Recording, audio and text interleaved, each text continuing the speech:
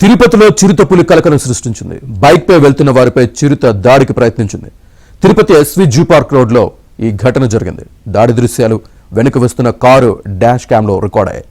ఈ video social మీడియాలో viral గా మారింది.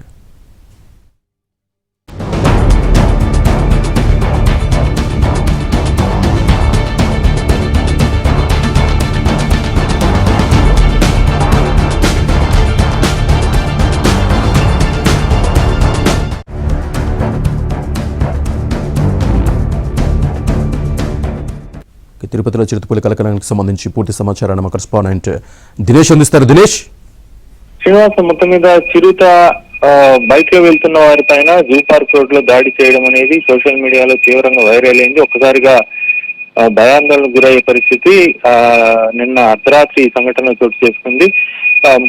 అంటే రాత్రి వేళల్లో ఎంత అప్రమత్తంగా ఉండాల్సిన పరిస్థితి ఉంది అనే విషయాన్ని ఈ సంఘటన స్పష్టం చేస్తా ఉంది. ఒకవేళ అది వాళ్ళు చూడలేదు, ఒకవేళ చూసినా కూడా భయాందోళనకు గురయ్యి ఖచ్చితంగా ప్రమాదానికి గురయ్యే పరిస్థితి ఉంటుంది.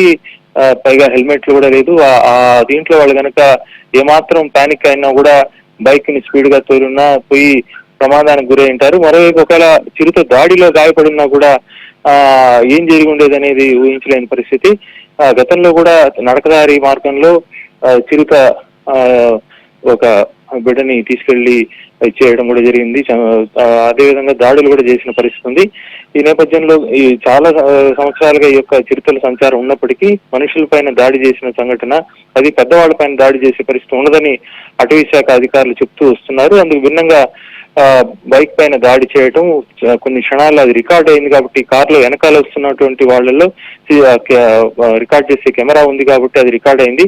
అది లేకపోతే ముందు వెళ్ళిన బైక్ వాళ్ళకి తెలిసినది కాదు, ప్రపంచానికి కూడా తెలిసినది కాదు.